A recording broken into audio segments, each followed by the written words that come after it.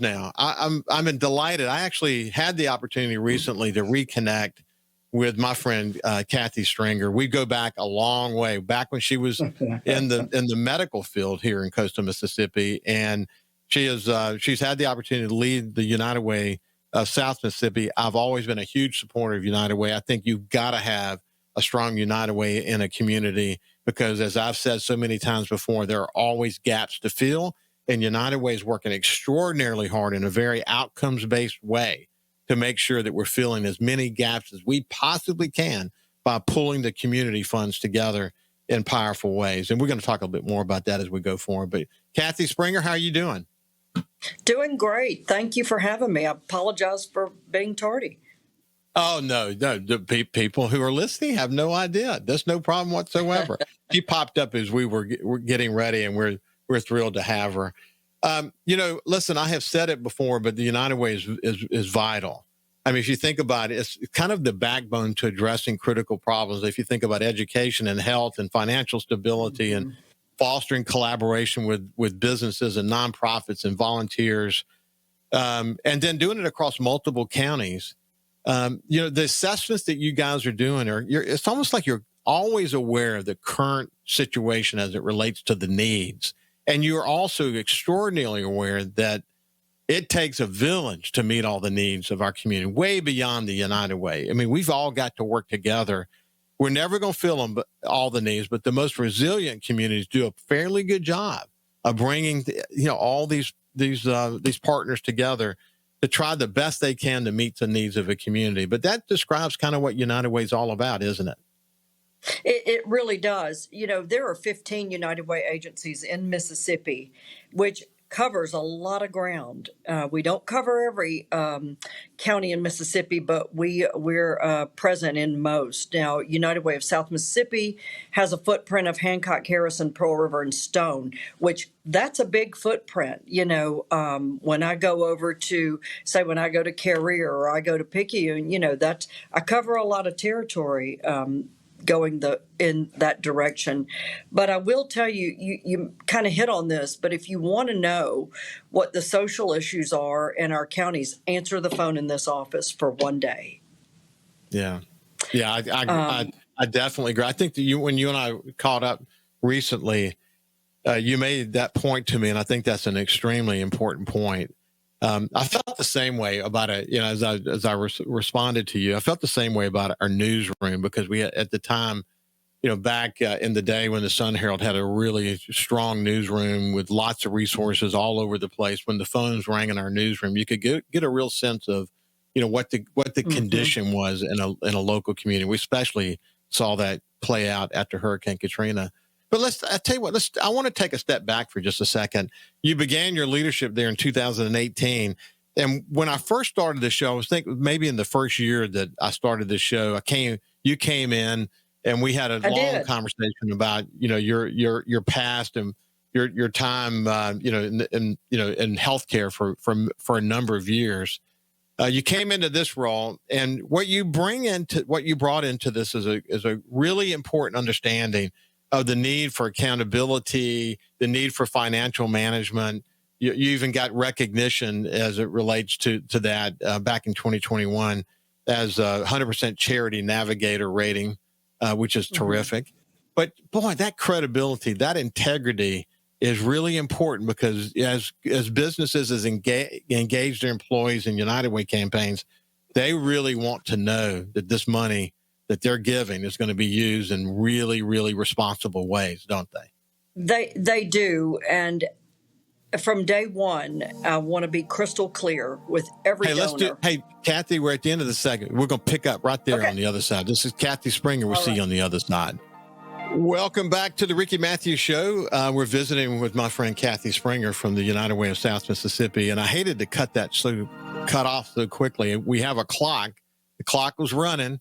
I didn't see it until we were almost, and when I saw it was 9 seconds left in the segment. So I hated to cut her off. But anyway, we were talking about, accountability and financial management and what of the United Way and how important that was. And she was about to say from day one, and I'll let her pick it up from there, Kathy. Well, it's important to me, and I've been a United Way donor Gosh, since I began my professional career, I've been a donor to United Way.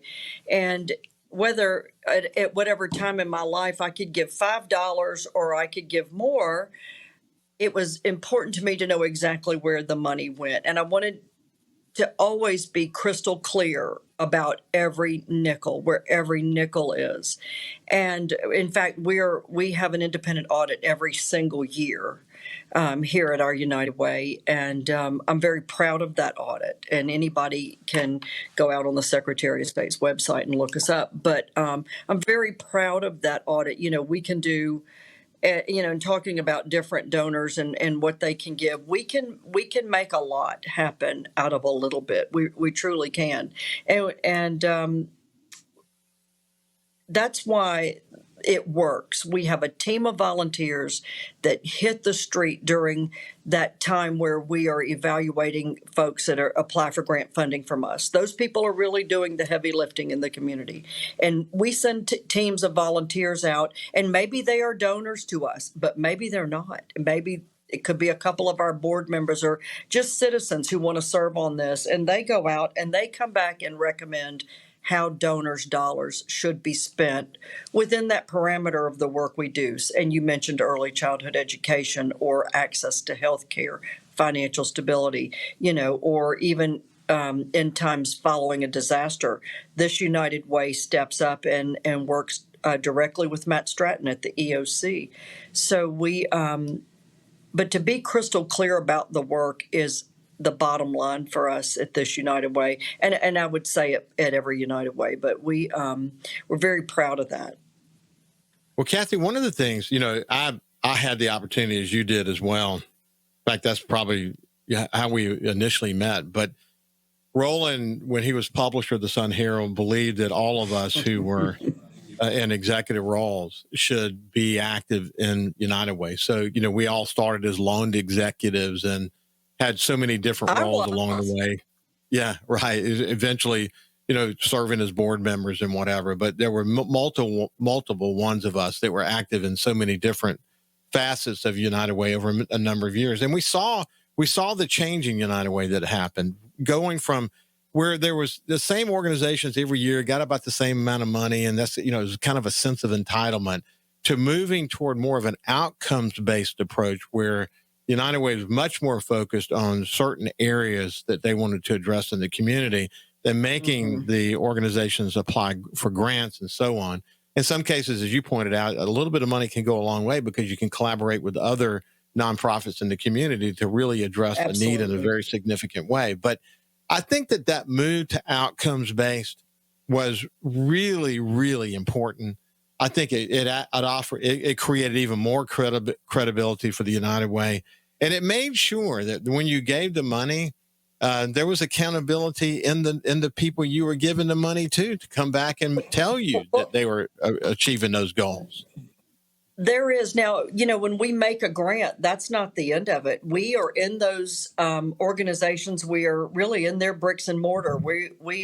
We work with them. We attend with them so that we know every step of the way what's going on. These are folks that we know very well. And at the time of funding, if we don't know them, we get to know them very well. But they are responsible to report to us on a quarterly basis exactly who is being served, what is going on, what the heavy lifting, what is the outcome. Or, for instance, if it's, say, St. Vincent de Paul Community Pharmacy, how many people were able to get insulin through those funds? And I bring up that point because you mentioned I was in healthcare. When I was in the hospital, I can't tell you how many people I heard say, I take half a dose, or I share it with a friend. And we live in a place in the country that is heavy diabetic. And so that diabetes education and access to those life-saving medicines are very important to us, as is literacy. We are kicking off pre-K classrooms this week in 11 local elementary schools. We have 2 classrooms in the Gulfport School District and 9 in Harrison County, where 4-year-olds receive a quality pre-K experience at no cost to their family. Most Mississippians cannot afford a private pre-K. And children are ready. They are reading when they finish our pre-K. And Ricky, if our children do not read, I mean, it's Yeah. everything. Our children have to read, and they have to read early. I love to stand in front of a group of people and say, how many of you have to read to do your job? Well, they all do.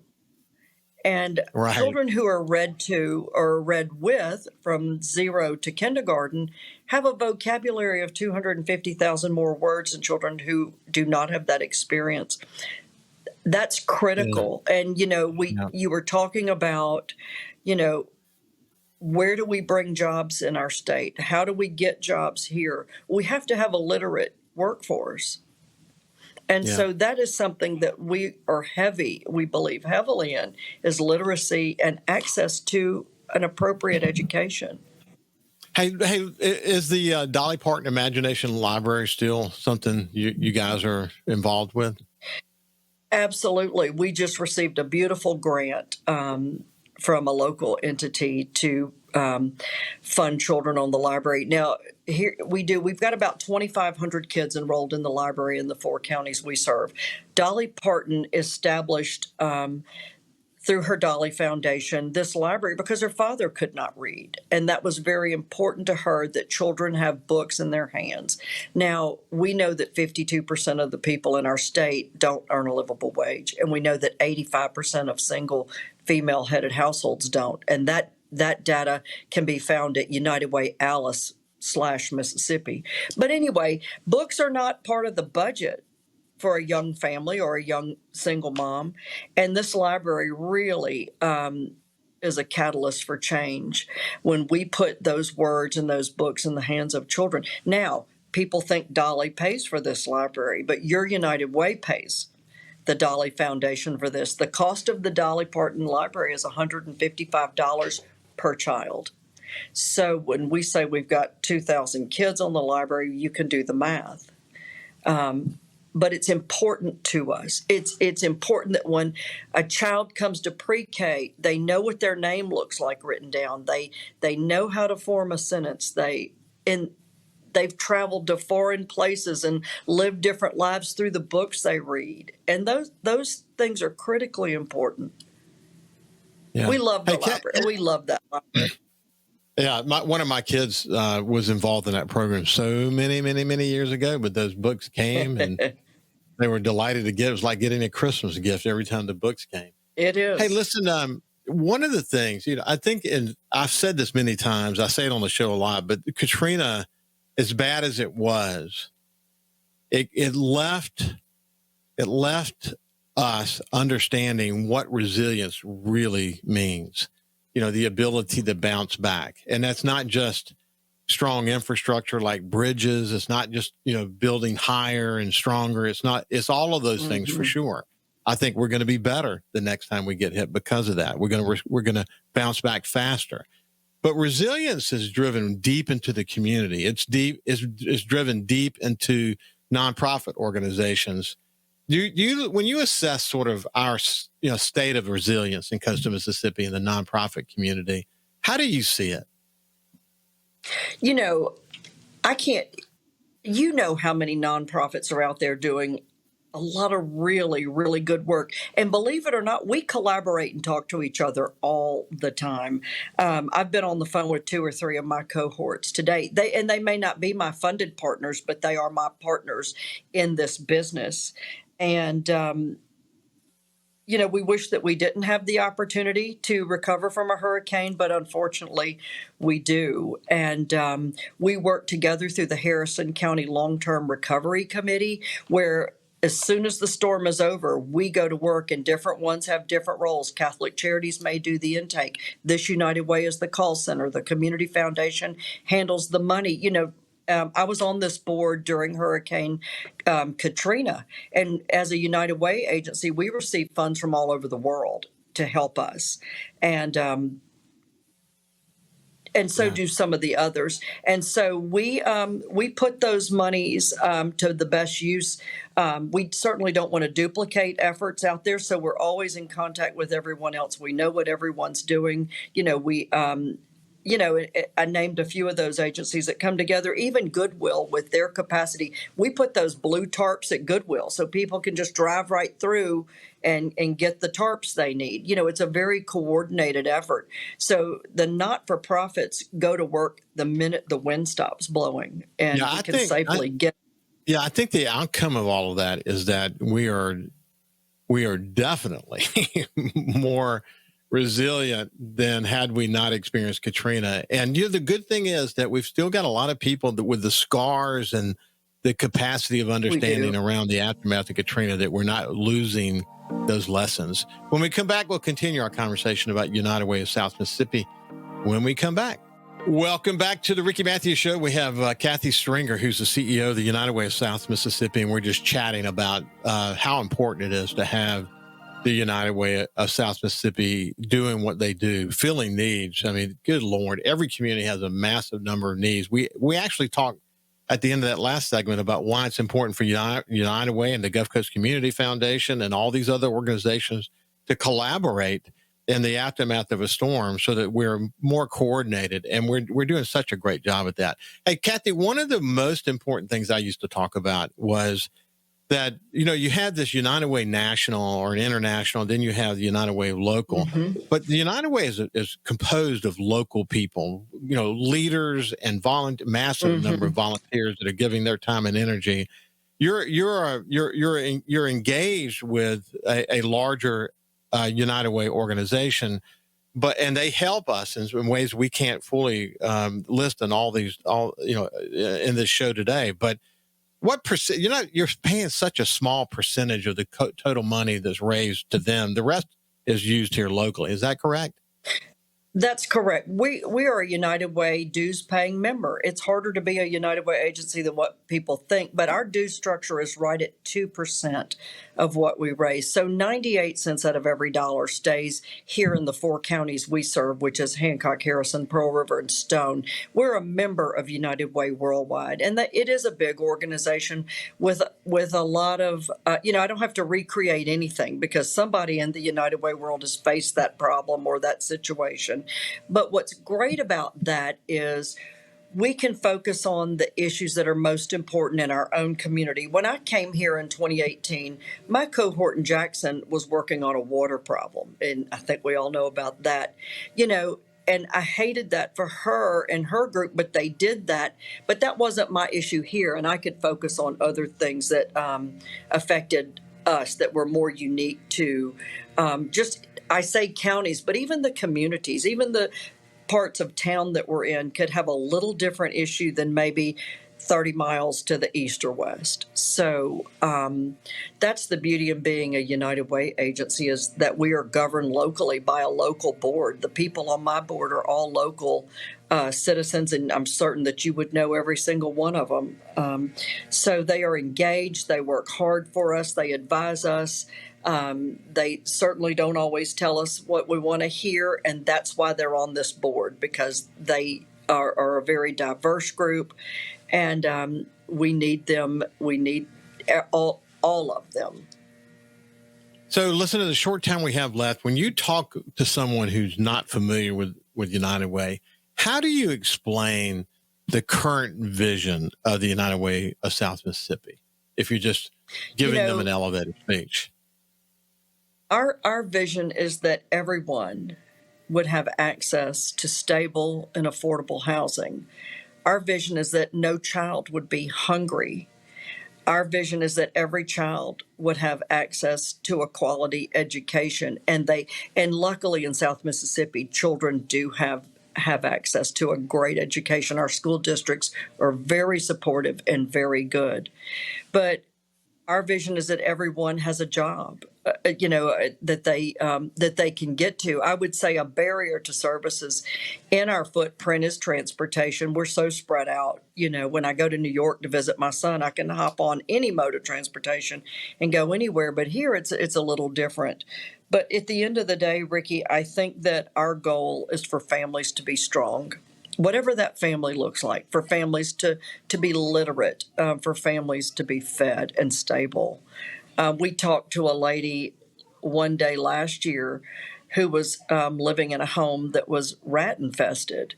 And we were able to put the pieces together for her through other agencies and with the foundation and the housing authority to help get them in a stable environment that was not a health hazard. And everybody should have that type of living situation.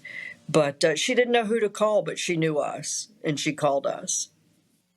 Well, that again, I think that's one of the most powerful things you do. And that's certainly you're paid by the United Way. But the bottom line is when you think about the network of volunteers and people that you have access to, when someone calls the United Way, like you said at the beginning of the show, if you really want to understand the condition of a community, come sit in the United Way office and answer the phone. When that call comes in, you guys, because you've developed such institutional knowledge about how the nonprofit community works together and solves various needs, you're in a beautiful position to say, go there, call this number. And a lot of that you don't really get credit for because people tend to only look at the total number of dollars and where it's going. But there's this leadership role, this collaborative leadership role that United Way plays that's helping to kind of fill these gaps in the community. You can never have enough nonprofits. You can never have enough volunteers. But the more people who are engaged and active like you are, than the leadership team that you've composed, that what you end up doing is being able to solve problems that don't necessarily require money. It's about giving someone direction. People that call us, Ricky, the first thing they say is, I'm so sorry I've had to make this call, or I'm embarrassed. I've never had to ask for help in my life. And I live by this every day. It's not a sin to ask for help. And my good friend Jennifer Williams at Catholic Charities echoes that. Well, all of my cohorts do. And God love them. Sometimes I know that I'll call Back Bay Mission or Catholic Charities or Hancock Resource Center or somebody 100 times in a day. But they always are there for us. Always. Well, I appreciate what you're doing. It's been great to catch up with you, Kathy Stringer from the United Way of South Mississippi. Have a great day and keep up the great work. Thank you. You too. You're Thank welcome. you. Have a great day and we'll see you tomorrow.